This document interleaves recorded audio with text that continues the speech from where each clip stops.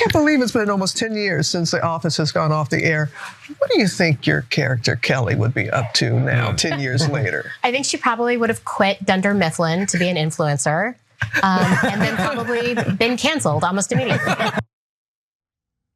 Now, clearly a lot has changed over the past decade, and The Office did run from 2005 to 2013. So just think about how much has changed since 2013. And Mindy Kaling, who wrote, produced, directed, and starred in The Office, reflected back on some of the content in that show, and she believes that some of the characters and the characteristics of those characters were so taboo that the show probably wouldn't get the kind of reception it did back then today. She makes that point in the next video. Let's watch.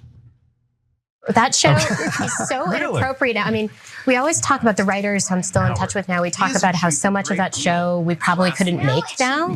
Tastes have changed, and honestly, what offends people has changed so much now. And so I think that actually it's one of the reasons why the show is popular, because people feel like there's something kind of fearless about it or taboo that it talks about on the show.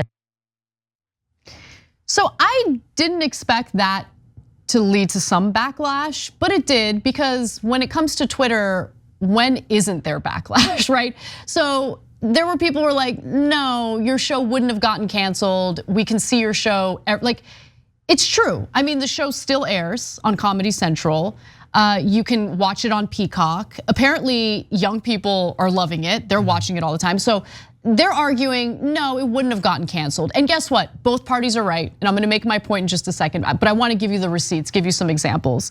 So Andrew Lawrence says, this is true. It's impossible to find reruns of The Office anywhere because of cancel culture.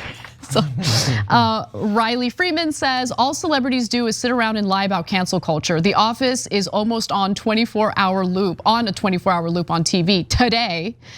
And then we've got Joe Berkowitz, who says, today's young people would never accept The Office, a show so inappropriate you can only find it by turning on Comedy Central at any time of the day ever. So they're right, But I think that there's a disconnect here that's been frustrating from the very beginning. You and I touched on a little bit, but I don't think you're hearing me, so I'm gonna bring it up again and see if maybe you'll get what I'm trying to say. Okay, I'm pretty dumb though, so probably not. So I think what's happening is people are confusing the endless supply of people who will whine and bitch about anything on Twitter as actual cancel culture. When in reality, and by the way, I have no doubt that if The Office aired for the first time today, in the exact same way it did back then, with the same characters now, I have no doubt, I would bet money on it, that there would be people on Twitter crying about it. Okay? Sure. But the Twitter mob is not representative of people in general. And the show was tremendously popular back then. It's tremendously popular today. The crybabies on Twitter, again, that's not cancel culture.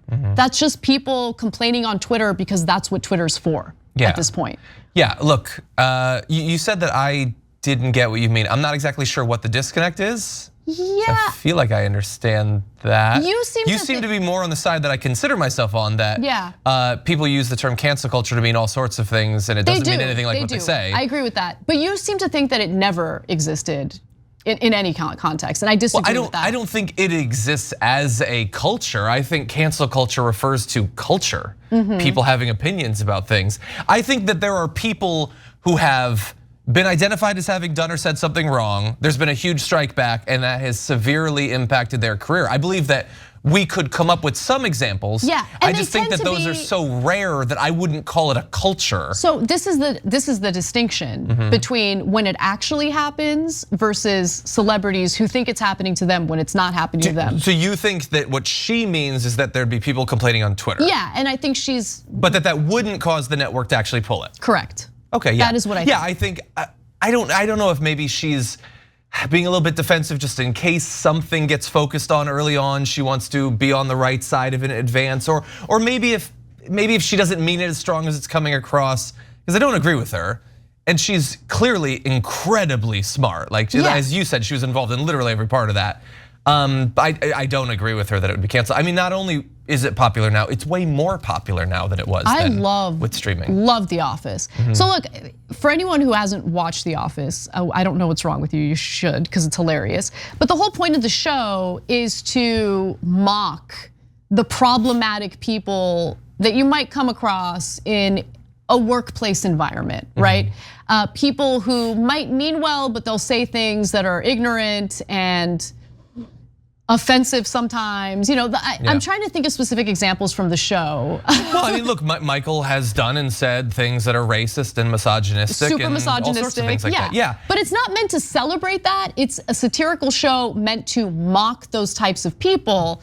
And I think most people get it, right? When it comes to Twitter I think is like maybe the only place in society where people pretend like they don't believe in context or intentions or anything because they just they're frustrated in life, right? They're looking for a place to vent, and Twitter's the place to do it. So they'll find whatever their target is that day, lose their minds, put out a bunch of tweets about whatever they're allegedly offended by. And if it's too much for you, just log off, come back a few days later, and they've moved on to something else, right? So just wait. Just wait. Just wait. Just wait. Yeah, and you. The context is that the Michael Scott is not a great guy. Exactly. Well, at least not for those reasons. Like we're making fun of him. Now look, he's a mixed character, though. I think he's super ignorant in a lot of ways, but he's got a good heart. Oh yeah, definitely, and that's why people like him. But and look, you can do that sort of thing where it's like that character's racist, but there can be context in which it seems like you just want to make those jokes, kind of. Like that's possible. But that's not what The Office is. And by the way, there's also not that. Like so randomly when the World Cup began, I saw on Twitter there was this clip from The Simpsons going around, and it was when there was a soccer match in Springfield that they went to. And the announcer started like saying the names of the players, and it was just nonsense sounds. And I guess in theory, they could be making the point that the announcer's racist, but that wasn't clear. It just kind of seemed like the joke was that these people have weird names. It kind of seemed like it was just those foreigners have weird names, which is not the same thing. And by the way, I grew up watching Married with Children. The jokes about fat women, I guess, look, you are supposed to believe that Al sucks, but it's kind of just jokes about fat women, like a lot of the time. And that's a show that I like, but obviously I think that's different than The Office. Yeah, all right, I just have more. It wouldn't be canceled. I mean, Married with Children would definitely be canceled today. And I think that would be devastating for a lot of different reasons. Yeah, I mean, I thought it was a great show. Anyway, but let's move on because I want to provide the receipts. Like, this was brought to my attention this morning by one of our wonderful producers, Taylor, because I was making the argument during the production meeting that I'm making right now. And Taylor was like, "Oh, did you ever hear about this one tweet where this woman shared like a lovely like story about her and her husband, and like Twitter rained terror on her for like this lovely tweet?" And I was like, this is a perfect example to bring up in the context of this story. So here it is. So a woman named Daisy, Garden Coffee Lady, which sounds fun, says, "My husband and I wake up every morning and bring our coffee out to our garden and sit and talk for hours. Every morning, it never gets old, and we never run out of things to talk to. Love him so much." All right, so that is the most benign, almost lovely actually, tweet that you could come across on Twitter. Mildly unbearable. I'm not gonna tweet at them. God, I'm not mad. Twitter's I'm just like, perfect for you, John. It's a little bit unbearable. Twitter's perfect for you. She's happy. Yeah, that's fine. I don't want her to not be happy. I just like, listen. If you're miserable, then stay miserable, fine. But don't rain on other people's parade, okay? There's such a shortage of happy people right now who want to share positivity in society. So like, keep your little, and I'm not talking about you, kind of, but like the people that I'm about to read from, just keep your goddamn comments to yourself. I would never tweet any of the things you're about to tweet. Let me be clear about that. You wouldn't. So I didn't censor the screen names or the handles of these people. Oh, geez. Because they put it out there in the public for the world to see. So let's have the world see it. Let's have the world see it. Here's an example. "I wake up every day with chronic pain, tarsal tunnel syndrome, and wash my OCD medication down with an iced oat milk latte. But whatever, potato. Am I right? So like basically, oh, I have these conditions and I have struggles in life, so F you. Like, guess what? We all have struggles in life. All of us, every single one of us. Different things, so many things that have been happening with me, with my family that I don't share publicly. And I especially don't respond to someone who's having a good day and is sharing a lovely thing about themselves with my problems, okay? Yeah. Like, if you're miserable and you want to be miserable, great. Why do you have to go out of your way to try to make others feel guilty for feeling happy? I don't know. It's just, well, and by the way, get it together, Carl. What if get it together? What if the original tweet had been like, I go to the garden, I drink the thing, we have lots to talk about. Why aren't you doing this every morning? If it had ended that way, then I think a lot of these responses would be much more merited. She just sounds like a hippie girl who loves horticulture and her husband. Well, and just let her live. Sure, and writing a tweet like that seems a bit different than a lot of social media activity in that it's a paragraph that was written. But basically every image people put on Instagram is that tweet. It's a good point. I went on a great vacation and I did this and the sun was in my face and they held my hand. This is the reason why I prefer Instagram over TikTok. Not TikTok. I prefer Instagram over Twitter. But it is just the same thing. It's my life is good or I'm not miserable. It's great. And most people don't respond to those images by like bitching at them. Here's another example. I wake up at 6 a.m., shower, and go to work for a shift that is a minimum of 10 hours long. This is an unattainable goal for most people. Well, it is an unattainable goal for most people. We get that person is right. Yeah. But you don't need to tweet that. Yeah, here's another one. By the way, you can tweet that, but don't tweet it in response to someone who's having a good day and is sharing something lovely. Sure. What is the purpose of this communication? I'm happy for you, but it's just smug, self-satisfied bragging if it's true. Your partner is most likely embarrassed by the tweet, or at least should be. This is useless. That is unless you are flogging something. Yeah. I want. You should get divorced. Anyway, calm down. Listen. Calm down. Final one, because this one, he really did, he or she, I don't know, and this account doesn't exist, I checked, anymore. They tried to combine everything, all the bad stuff into one. This is cute and all, but did you think of all the people who wake up to work grueling hours? Wake up on the streets alone or with chronic pain before posting this?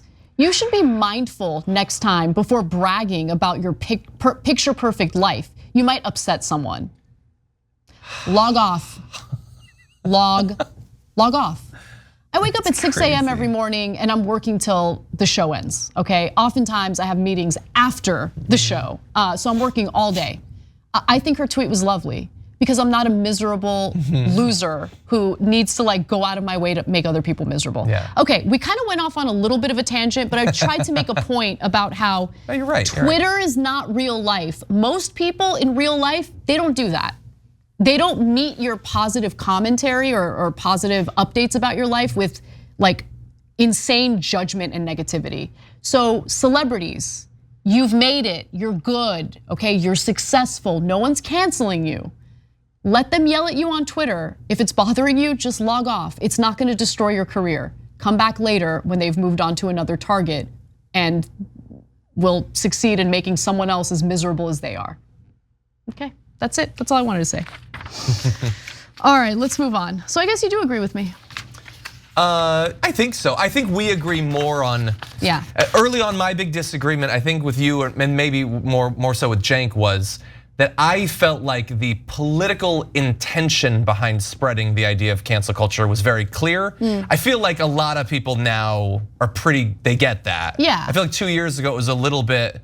Like to me, it was just the PC thing again. It was just, it's a different every flavor decade of there's it. a different term for why conservatives should be able to do whatever they want and the left is bad. Yeah. And they called it cancel culture this time, but it's the same thing every decade. I agree with you on that. Okay. Thanks for watching The Young Turks, really appreciate it. Another way to show support is through YouTube memberships.